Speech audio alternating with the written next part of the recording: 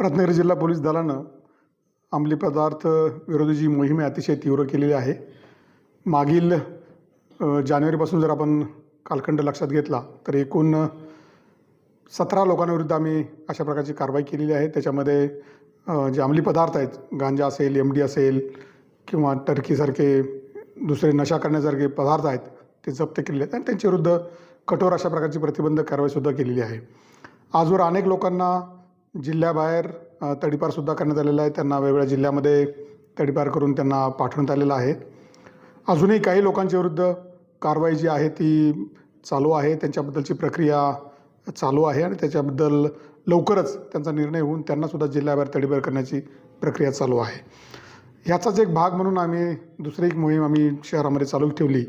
कारण अनेक ठिकाणी अशा प्रकारची माहिती असते की जे काही प्रिस्क्राईब ड्रग्ज असतात, जी औषधं आहेत, त्याचाही वापर नशा करण्यासाठी केला जातो. अशा प्रकारची एक गोपनीय माहिती मिळाली होती.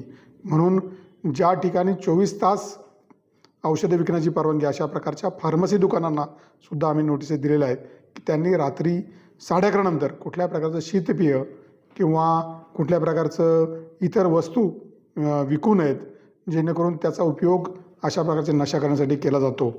म्हणून हे बाबसुद्धा आम्ही सर्व ठिकाणी आम्ही त्यांना एक नोटीसद्वारे सर्व फार्मसी विक्रेत्यांना दिलेली आहे आणि त्याचा अवलंब होतो की नाही हे सुद्धा आम्ही खातरजमा करत आहोत.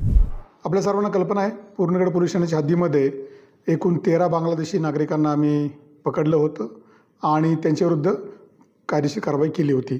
त्या गुन्ह्यामध्ये मान्य न्यायालयाने त्यांना 6 महिने सश्रम कारावास आणि ₹500 आर्थिक दंड अशा प्रकारची शिक्षा ठोठावली होती आणि त्यांची ही शिक्षा जी आहे 14 मे रोजी पूर्ण होत आहे.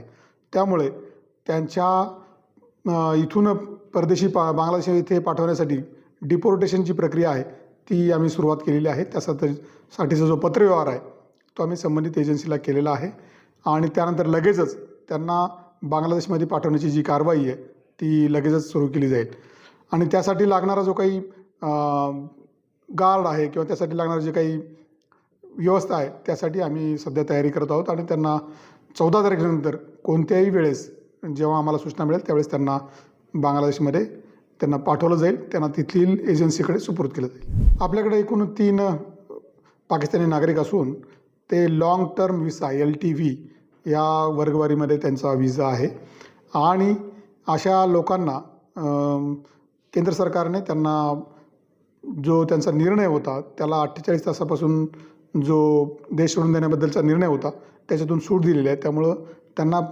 परदेशात लगेच पाठवण्याची गरज नाही आहे. टाइम्स डिजिटलला लाईक करा, सबस्क्राईब करा, शेअर करा आणि बेल आयकॉन दाबायला विसरू नका. पाहत रहा टाइम्स डिजिटल.